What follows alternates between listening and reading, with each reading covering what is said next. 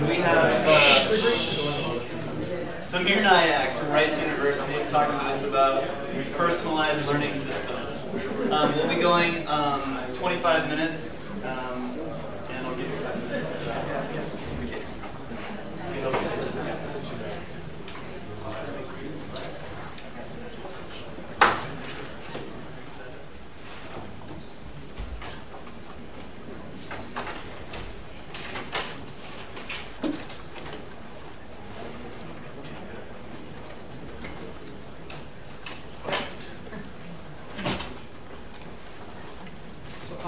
Samir Nayak, I'm stepping in for Rich Berman, and I would like to talk about personalized learning systems.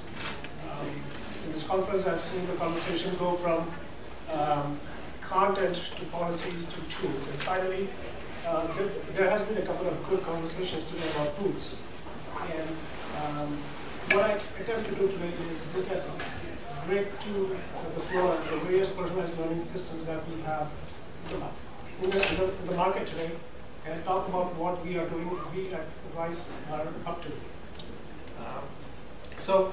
I work in OpenStax, and we do many things. We publish textbooks for college, and at the same time we have an initiative called the OpenStax Tutor, which is looking at the personalized learning aspects.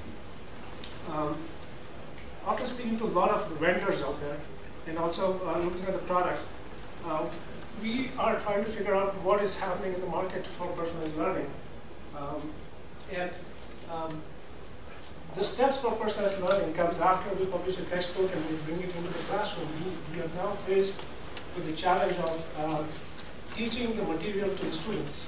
And traditionally, it has been a one-way, one-directional path. The instructor teaching it to the classroom, to the students, and having milestones like tests and homework and assignments to understand, to gauge the students' understanding of the learning material.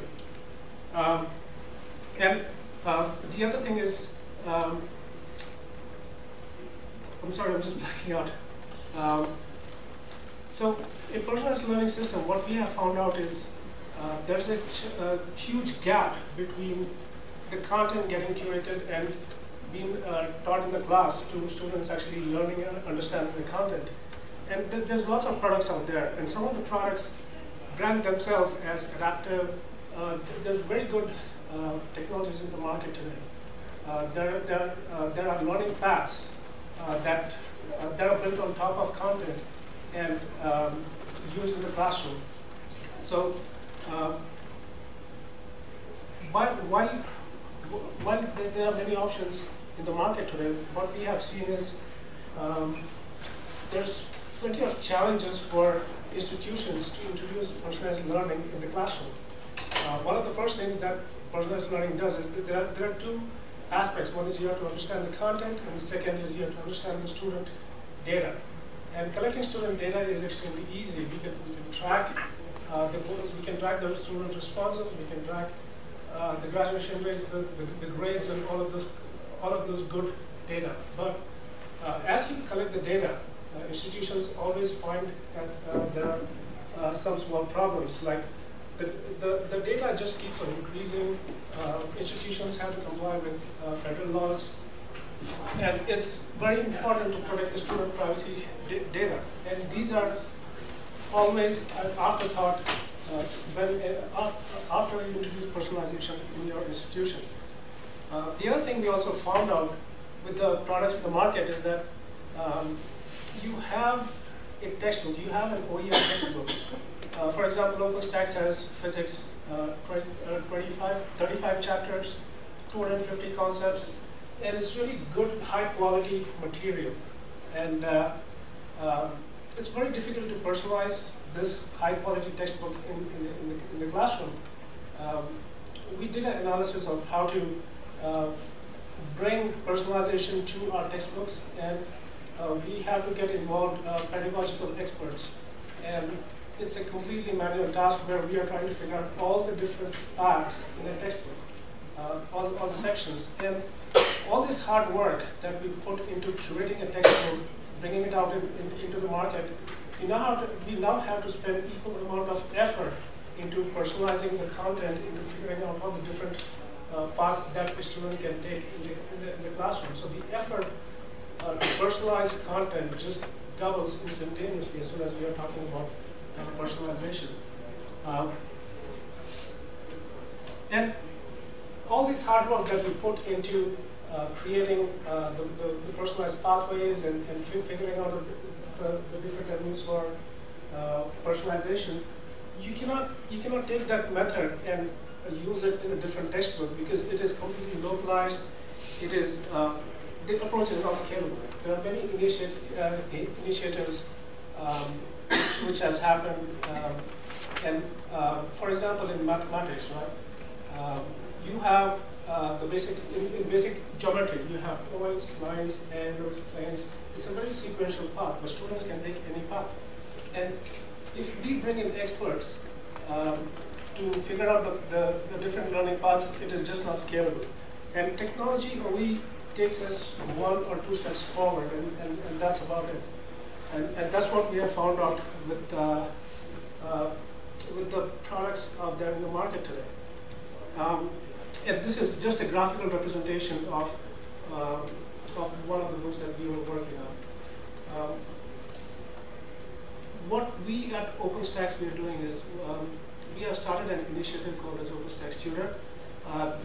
OpenStax Tutor aims to provide a personalized learning path for students, and it's a learning environment. We are not a content curation. We are not. So OpenStax Tutor is a NSF funded. We started in 2011, and it has been used in over 10 universities, thousands of students, 23 courses as well. So what OpenStax Tutor provides is the 3 fundamental pillars of student learning. The first one being cognitive science, where we put student first. The second one being machine learning algorithms, where we are attempting to automate the content analysis, the question analysis, and understanding the students' mastery of a concept. So OpenStax Tutor, I'm sorry the font is very gray over here, but the OpenStax Tutor also has machine learning algorithms, and it's all based on the collections platform that we have built, which is completely open educational resources. And this is just a quick screenshot of OpenStax Tutor. The two fundamental aspects of OpenStax Tutor is cognitive science. Any cognitive scientists in the room? So there you go. We are collaborating with researchers from Duke, Andy Butler and Elizabeth Marsh, and we have implemented certain principles from cognitive science into the tutor. And the goal being that the information resides with the student. But after a teacher has taught a particular concept, students understand it, but they tend to forget the concepts. They tend to not retrieve the information that the teacher has explained to them. And we do this using 3 things, which is retrieval practice, spacing, and feedback. Now, instructors in the classroom typically don't want to be bothered by how do I do this. So OpenStax Tutor attempts to do this behind the scenes with little help from the instructor. And we have conducted lots of experiments trying to figure out what the spacing frequency should be. So for example, in basic geometry, if I have a question bank of 50 questions for points, the instructor has the option of distributing all the 50 questions at once, and or spread it across the topics that come down the line. OpenStax Tutor can recommend the spacing for you, or the instructor can override it and space the questions themselves. And what this results in is students remembering previous concepts and implementing it in the current concept that they're learning. So, for example, when a student is learning about angles, we may ask a couple of questions about points or lines and things like that. So spacing, information retrieval comes naturally to the platform, and we are saving the instructors time into not having to design this themselves. So that's one of the main features of OpenStax Tutor. The other feature that we have, the other important feature that we have with OpenStax Tutor is various machine learning algorithms that has been conducted at Rice University. The machine learning algorithms primarily look at the data from the students that the students have answered in their questions, and we try and predict the find patterns within the classroom with the goal of improving student learning. One of the basic foundation algorithms that we have in our portfolio is that of SPARFA. Now what SPARFA does is it looks at the questions and the concept, and it forms relationship, it computes relationships between the questions and the concepts. Additionally, we can identify the difficulty level of questions to the concept. And the definition of difficulty is extremely subjective, right? What may be difficult for me might be easy for you. So SPARFA is very, knowledgeable when it comes to identifying which questions are difficult or easy, or which concepts can be troublesome for a particular individual student. And we have many extensions. We have plenty of extensions for SPARFA. One of the extensions for SPARFA is not looking at a student's data, but looking at the classroom as a whole and identifying patterns. And we can identify students that are working together. And piggybacking will be flagged. And this is also important. Instructors typically do not have the time to look at problems like this. And the algorithms that we have developed are pretty accurate. So that's one of the algorithms. The other algorithm is you have a question bank with lots of questions. We can directly identify questions that can challenge a student just the right level. So for example, and that saves instructors time into personalizing the questions for every student. Where we are going in OpenStax Tutor is a single-click functionality where every student can get a difference assessment at their level. And the goal is to save time for the instructors and also the students themselves. So this is the second and the most important aspect of OpenStax Tutor, which is a collection of algorithms that can save instructors and teachers time and improving the grades in the classroom. And we have seen algorithms like this in the industry today. Publishers are stepping into the same foray.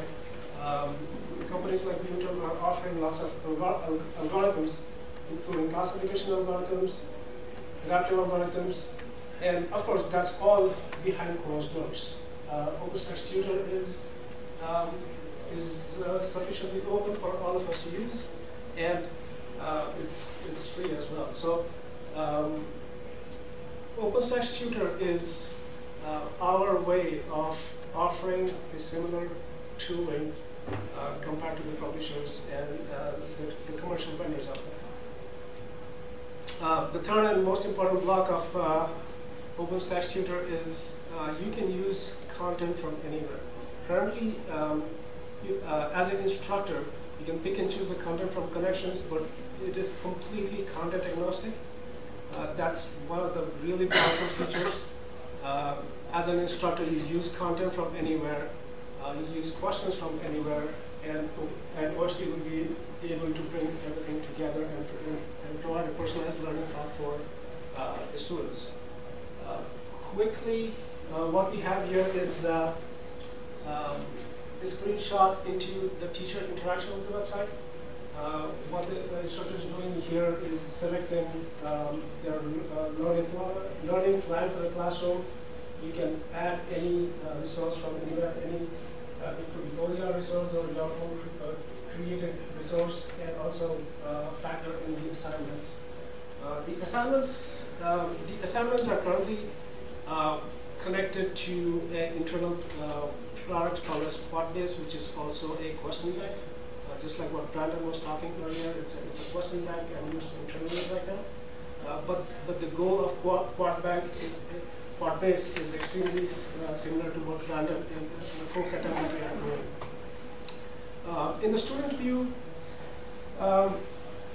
let's take a simple question type like multiple choice, right? When the students are presented with multiple choice, their brain stops thinking and they just keep on selecting A, B, C, D.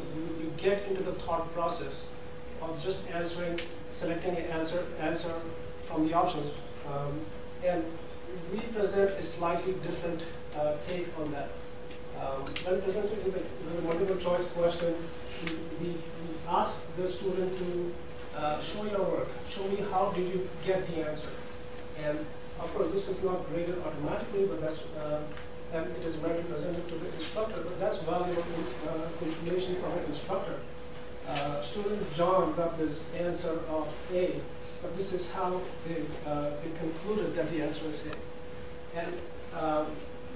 And we do simple things in OSD to gauge the understanding or improve or recollect, retrieve information. So that's something, just a really quick screenshot of OpenStax Tutor to show to you. And finally, the complete ecosystem is that we are open at the moment. Use content. There's a fantastic community behind the content and machine learning algorithms that all comes together in OpenStax Tutor. So with that, I think I'm done with the presentation. Any questions that you have? How are you handling tagging assessment items against content and learning outcomes so you can do the personalization on the back end? So the way I'm thinking of it is I come in with a learning goal, I interact with some content, maybe take some questions. Right. How are you handling tagging so like when I give remedial content, it's tagged to the right learning outcomes? Does that make sense? That absolutely makes sense. Typically, we have the problem where we have access to a question bank and we just don't know where to attach it. Currently, we do it manually. We have to go through the thousands of questions that we have and identify the right concepts. We leverage an algorithm called as LEA. And what LEA does is it does a static evaluation of the text of the question and the text of the content. And we recommend how strong is the relationship. So if I go back to this diagram over here, that's exactly what this is a graphical representation of the algorithmic output. So are the yellow circles concepts? They are concepts. And then the squares would be questions or items that are related to that? Exactly. And we are attempting to, with this we are attempting to bring to scale the common problems that we face, which is mapping of the questions to the concepts. Right. And then once we have this relationship, we can inference so many things from this. We can inference the upstream and downstream concepts. We can, if on this graph, if we bring another layer on top of this, for example, we bring the classroom response data, we know what concepts are easy, what concepts are difficult, and for which students it is easy and difficult. With this, we have the ability to predict what grade student Joe is going to get on a particular concept. Are you able to use the same algorithm to identify remedial content that can be part of the feedback on the question? Currently not, Okay. but that's where we are going towards. Currently, there's single content, single concept, single content, and multiple questions, and it's all based on the student's response to questions. And this is the simplicity that really works. The prediction algorithms in the market today, they work on all kinds of student data. For example, they may use click streams, they may use the time, the geography locations, the profile of the students. The algorithms that we have developed they work on very few data. All we need is, we don't even need to know the student's profile. We just need to know the student A answered question 5, and this was the output. And we can work on a simple question types, we can work on question types, complex question types, like an essay.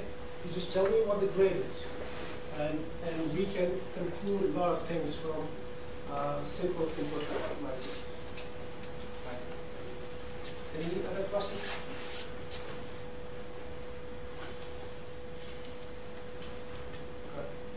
This is a very pretty diagram. I was wondering how your algorithm compares to that used by Sal Khan. Sal Khan, I'm not sure if Sal Khan, does Sal Khan have a prediction algorithm? They do have some stuff on the current coming out, so they use Louder? sorry, they use item response theory to look at different questions and try to match up and predict whether you'll have like when you master a certain set of questions, whether that predicts that you would then master another question as well. So they do have some of that, but it's not in the same sort of way as this, and because they're much more structured data, I think they can, because this is more about finding the connections between the questions and the concepts, whereas they already have those questions pre-labeled as a particular data type. So this is more of a sort of discovery process. Yeah, this is more content agnostic. So so it brings to the table scale, and and we can recommend these relationships very easily. There are other algorithms out there, one created by MIT, and also a model called as the Roche model. What's popular in the market is the Roche model, and this is a significant improvement in terms of predictability. We have some numbers. I have some numbers at the bottom over here, and we typically measure the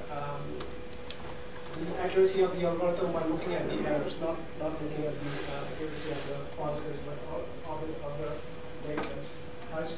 Since this is context agnostic, we have tried it in high school, in college classes as well, and there's a significant 0.1 difference in error rate. So all of this is in machine learning, even a difference of 0.01 is extremely important, and we're slowly inching towards having this reduced, the error rate reduced significantly. So this data is from across about 100 students answering 1,000 questions, and the prediction rate is spot on. We are 80% accurate in what grade a student will get for a particular concept. So yes, we have compared it with the traditional algorithms, but not necessarily by Sal Khan or by Newton. So, sure.